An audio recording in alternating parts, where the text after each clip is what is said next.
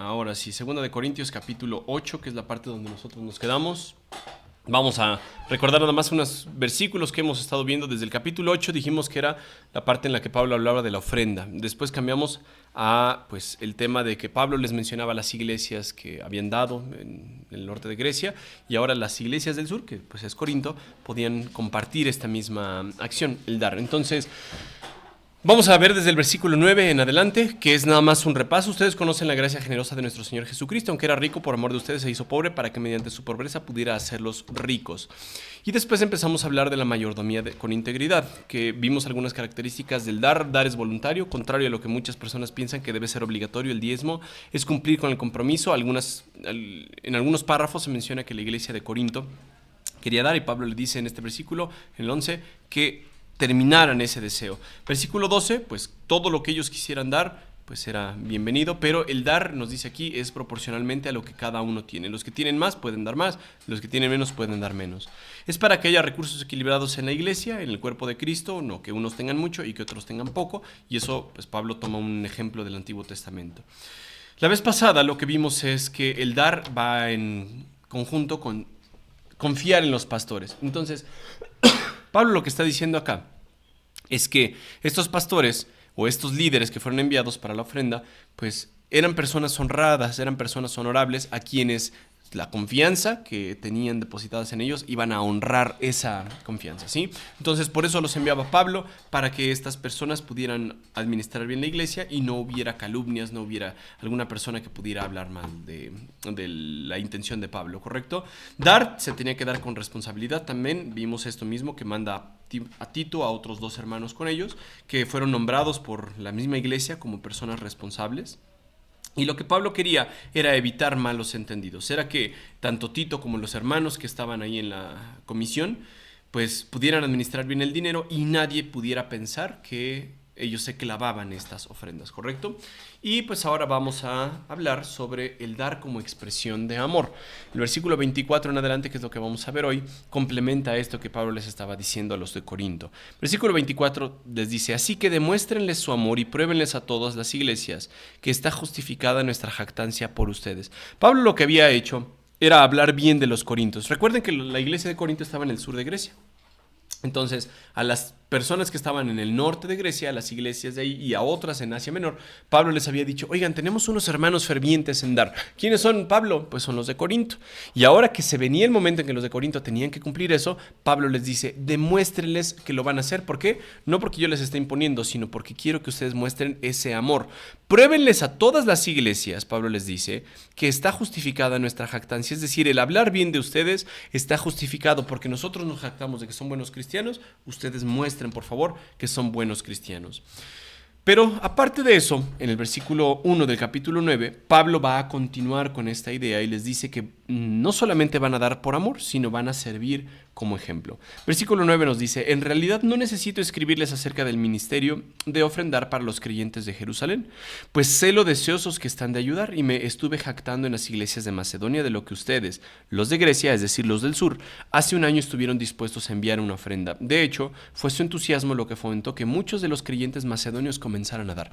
Noten entonces el impacto que había tenido el hecho de que Pablo a los de Grecia, los del norte de Grecia, Pablo les hablara. Es decir, en el sur está Corinto, en el norte está Tesalónica, Berea y Filipos. Entonces Pablo estuvo con estas últimas iglesias y les decía: mis hermanos de Corinto tienen ganas de dar desde hace un año y ahora tienen la oportunidad. Los otros entonces dijeron: ¿a poco sí quieren dar los de Corinto? Sí. Pues entonces nosotros también vamos a dar. Oye, ¿y por qué quieren dar los de Corinto? Porque aman a la iglesia de Jerusalén. Pues Pablo, entonces nosotros también en el norte de Grecia vamos a dar.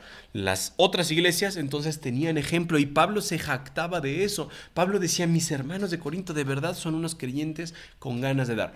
No van a dar según lo que no tienen, sino, como ya dijimos, según lo que ellos tienen, pero conforme a lo que les dice su corazón. Si ellos quieren dar poquito, van a dar poquito. Si pueden dar más, más. Pero los de Corinto dieron incluso de manera sacrificial. Noten entonces, aquí les pongo el mapa. Repito, aquí en la parte norte Están estas iglesias que les acabo de mencionar, Tesalónica, Berea, Filipos. Aquí está la iglesia de Corinto, abajito de Atenas. Entonces, Pablo dice, estos de Corinto tienen unas ganas ávidas de dar, de verdad quieren ayudar a la iglesia que está muy lejos de ellos, es decir, la iglesia que está aquí en Jerusalén. Ellos no han tenido la oportunidad de ni siquiera quizá conocer a los creyentes de allá, pero han querido ofrendar como muestra de su amor. Entonces, Pablo les dice, ya los de Corinto quieren dar, ya los del norte, o sea, los de Macedonia, saben de la intención de los de Corinto de dar la ofrenda para Jerusalén, lo hacen por amor. Entonces Pablo les dice, les envío a estos hermanos para estar seguro de que ustedes realmente están listos, como les he estado diciendo a ellos, y de que ya tienen todo el dinero reunido.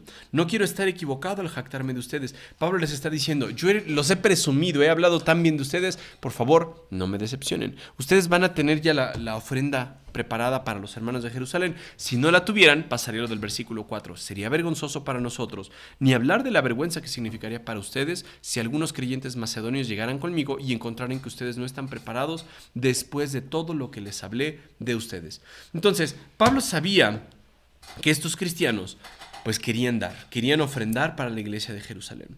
Vemos en estos últimos pasajes que hemos estado viendo desde el versículo 9 del capítulo 8, que el dar tiene varias facetas, pero nosotros podríamos pensar que el dar solamente sería para ayudar a los demás, sería para bendecir a la iglesia. Y sí, en su gran mayoría, el dar es para bendecir a los demás. Pero noten lo que nos dice el versículo 9. Pablo quiere que entendamos, perdón, el versículo 5 del capítulo 9. Pablo quiere que entendamos una cosa. Si nosotros vamos a dar, también va a ser benéfico para nosotros.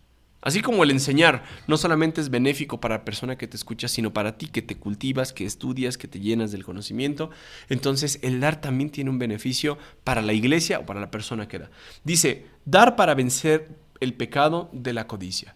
Todos nosotros estamos siempre buscando nuestras propias necesidades, nuestros propios gustos. Si tenemos dinero, vamos a querer satisfacerlos nosotros. Pensar en los demás va a ser muy complicado para nosotros. Si nosotros damos, ayudamos a vencer este pecado de la codicia. En versículo 5 dice, así que pensé que debería enviarles a estos hermanos primero, es decir, a Tito y a los otros dos que lo acompañaban, para estar seguro de que tienen lista la ofrenda que prometieron. Hace un año ustedes querían darlo, les mando a estos 3 hermanos para que la preparen y que no sea vergonzoso y que todo lo que yo me jacté de ustedes no quede en el bote de la basura. Pero chequen esto. Quiero que sea una ofrenda que dice aquí la Biblia, voluntaria. No quiero que ustedes piensen que yo se la estoy imponiendo, ni quiero que piensen que yo estoy sacando ventaja de ustedes, ni quiero que piensen que es alguna obligación que tienen que cumplir. Si ustedes van a dar es porque quieren darlo, no una ofrenda dada de mala gana. Y uno diría, oye Mario, pero ¿qué tiene que ver esto de dado de mala gana con vencer el pecado de la codicia? Hay otras traducciones que hablan de la codicia en esta última idea. Por lo tanto, lo que vemos acá es que si tú das, es para vencer ese pecado de yo solamente voy a ver por mis propias necesidades, yo solamente voy a ver para lo que a mí me gusta, lo que yo me quiero comprar.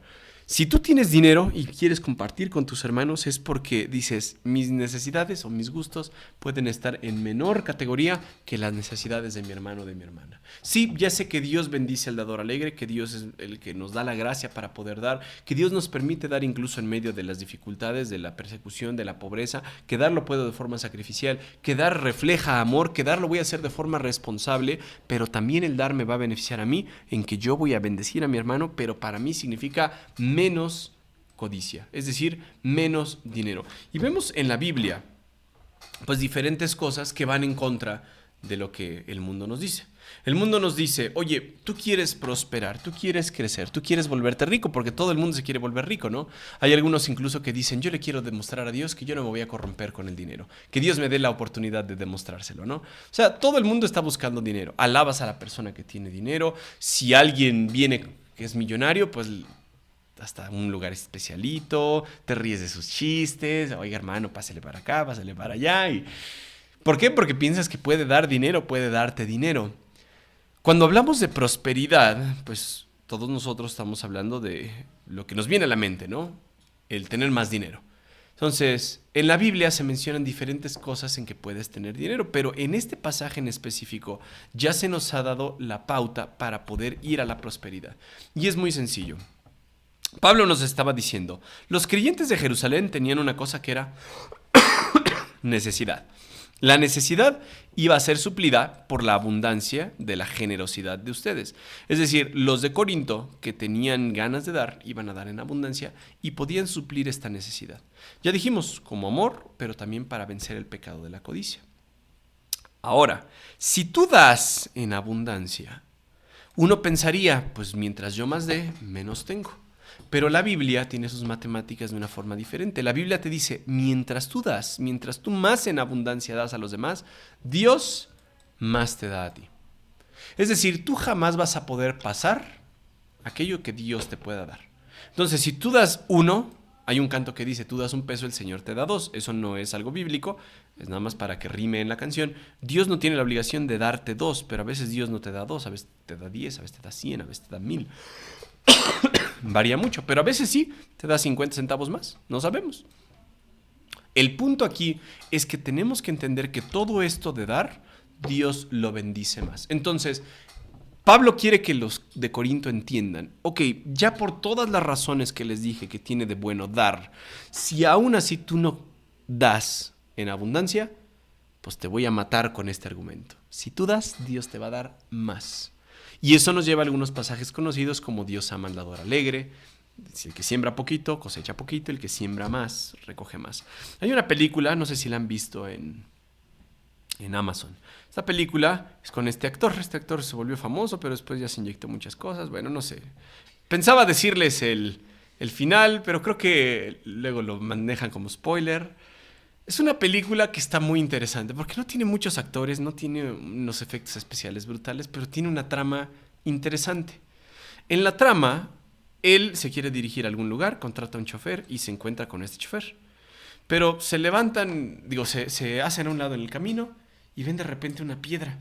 Dicen, órale, ¿esta piedra qué será? Y le echan no sé qué líquido y dice el chofer, no, es oro. Si no se pone negro, es oro. Entonces le intentan sacar estos dos amigos y no pueden, está tan pesada, tan grande, que ya se imaginan el resto de sus vidas resuelto. Dicen, con esta piedrota de oro, nada nos va a faltar en el resto de nuestras vidas. Oye, pero ¿qué tal si alguien viene? Estamos en medio del desierto. Si alguien viene y se la vuela. No. Entonces uno que se quede y uno que se vaya. Y pues uno dice, bueno, pues sí, yo la hubiera tapado. Pero ellos no. Ellos dicen, uno se queda. ¿Quién te quedas? ¿Tú o yo? No, yo me quedo. No, mejor yo me voy porque tú conoces el tractor, tú conoces dónde conseguir maquinaria. Oye, pero me voy a tardar un montón de tiempo. Vas a estar aquí solo con recursos limitados. ¿Te quedas o no? Sí, la piedra lo vale. El chiste es que este amigo decide quedarse porque no confía en el otro, ni siquiera es su amigo. Entonces no tiene agua, no tiene comida, no tiene nada. Se queda ahí en el desierto, ni siquiera para echarse a correr, a caminar. Tiene un tesoro aquí, brutal, pero no lo puede aprovechar. Entonces pasa un montón de cosas. Tú te quedas así viendo la película estresado porque dices, híjole, tiene muchísimo ahí en oro, pero no lo puede gozar, no puede salir, está atrapado ahí con su oro en el desierto. Y le vienen las tormentas, se le cae el agua, viene alguien que lo quiere matar. Bueno, al final es una historia trágica. ¿Por qué? Porque los dos se mueren. O sea, el que fue por el tractor lo terminan matando. Este cuate se muere. Si quieren ver la película, vean a... Ya saben que se mueren. Pero el chiste es que uno se queda así impactado de decir, vamos en persecución del oro de una manera tan feroz que no lo queremos ni soltar y al final nuestra vida se acaba solamente por tener algo que no nos podemos gastar. Entonces es una película interesante, los tensa, los mantiene así, y repito, sin tantos efectos. Hay gente que busca el oro de manera brutal. Esto hace referencia al Dorado, quizá vieron la película, no sé si de Disney o de Pixar, no sé de quién sea. Esta película habla del Dorado, entonces los españoles escucharon una leyenda de que había alguien, un tesoro así brutal, una ciudad de oro. Y era tanto el oro que en los rituales cubrían una persona de oro y se bañaba en no sé qué río, no, brutal. Entonces los españoles estaban así ávidos por querer el oro y el oro y el oro. Y si uno busca en la historia, tú puedes ir por más oro y pensar que vas a obtener más riqueza, vas a pensar que eres más feliz. Pero el camino a la prosperidad te dice lo siguiente, la Biblia te enseña esto. Cuanto más da alguien, ¿qué dice? Más le devuelve Dios. O sea, la forma en la que el mundo trabaja y que Dios trabaja es diferente. Hay varios versículos en los cuales nos vamos a quedar el día de hoy, porque no vamos a tocar ya los versículos 6 en adelante del capítulo 9. Hay muchos versículos que te hablan del dar como una forma en que Dios te bendice. Noten esto. Honra al Señor con tus riquezas y con los primeros frutos de tus cosechas. Así tus graneros se llenarán a reventar y tus bodegas rebosarán de vino nuevo. ¿Qué quiere decir esto? Todo lo que tengas, utilízalo para honrar a Dios. Y así, mira, todo lo que tengas de bodegas para el vino, para el granero, para los granos, obviamente, se van a llenar hasta el tope. ¿Qué quiere decir? Mientras más das, Dios te devuelve más. Proverbios 11:24. Da con generosidad y serás más rico. El mundo que te enseña, quédate con más y vas a ser más rico. Dios te dice, da con generosidad y serás más rico. Eso lo decía Salomón. Sé tacaño y ¿qué dice? Lo perderás todo. Versículo 25. El generoso prosperará y el que reanima a otros será reanimado. Es decir, si tú le das a alguien, después tú, cuando necesites, vas a ser reanimado. ¿Quién es el que va a prosperar según Proverbios 24, 11, 24 y 25? El generoso. ¿Qué significa una persona generosa? Alguien que da en abundancia, no un mezquino, no un codo, no un tacaño, alguien que da en abundancia. Proverbios nuevamente nos dice, si ayudas al pobre, ¿qué dice? Le prestas al Señor. Otras versiones dicen, el que da al pobre, al Señor presta, o a Jehová presta el que da al pobre, así dice. Entonces, si tú le das 10 pesos a un pobre, pues después Dios, por este versículo podríamos decir, Dios te va a devolver esos pesos, esos 10 pesos. Si tú le das 1,000 pesos al pobre, Dios te va a devolver esos 1,000 pesos, porque le estás prestando en realidad al Señor. Y noten, dice, y Él te lo pagará. Todos estos versículos nos hablan de que das y Dios te devuelve. Das y Dios te devuelve. Versículo 27 del capítulo 29. Al que ayuda al pobre, dice, no le faltará nada. En cambio, los que cierran sus ojos ante la pobreza serán maldecidos. Tú ves a un pobre y no te voy a ayudar. No, yo tengo más necesidades, yo tengo mis cosas, mis propios gastos. Entonces no te doy. ¿Qué dice la Biblia? Serás maldecido. No solamente no vas a recibir lo que estás dando, sino que vas a recibir maldición. Este pasaje famosísimo de Malaquías, traigan íntegro el diezmo para los fondos del templo. Ya hablamos de este pasaje. Cuando habla del diezmo está hablando de los impuestos también, de las cosas que tenían que dar los judíos. Pero los judíos no lo estaban haciendo, no estaban dando lo que tenían que dar. Dice, traigan íntegro y habrá alimento en mi casa. Pruébenme. Es decir, ¿tienes duda de si yo puedo recompensarte lo que tú das? Ponme a prueba. En esto dice el Señor Todopoderoso, y vean si no abro las compuertas del cielo y derramo sobre ustedes bendición hasta que no solamente abunde, sino que sobreabunde, se desparrame. Dios nuevamente está diciendo en el Antiguo Testamento, da y yo te voy a dar más.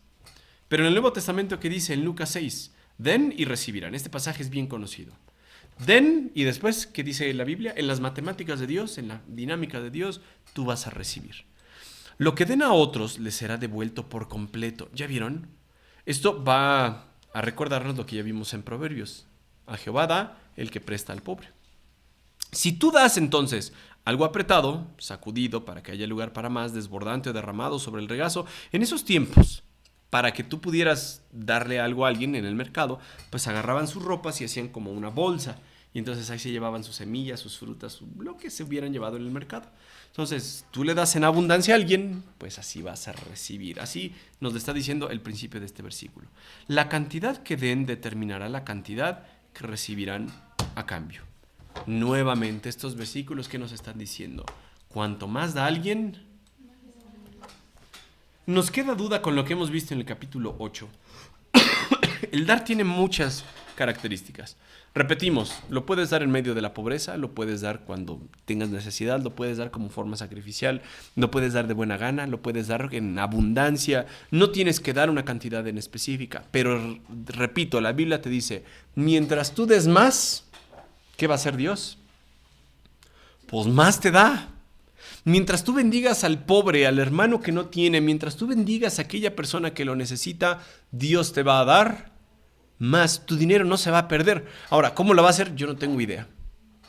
Uno va a decir, oye, pero Mario, yo tengo un salario fijo, o sea, mi jefe no me va a decir, toma el triple de tu salario. Yo no sé cómo Dios lo dé. Por ahí dicen, no es más rico el que más tiene, sino el que necesita menos. ¿Correcto? Entonces, no sé qué Dios que haga con tus necesidades, pero estos versículos nos están diciendo, mientras más da alguien, más le devuelve Dios. Y con esa idea vamos a pasar a los siguientes versículos que nos hablan del pasaje famosísimo de la semilla y del sembrador, pero eso lo vamos a ver, si Dios quiere, la otra semana. ¿Hay dudas hasta acá? No, bueno, terminamos en oración. Por favor, Beca, de 15 años, nos despides en oración. Gracias, Dios, por este día, Señor.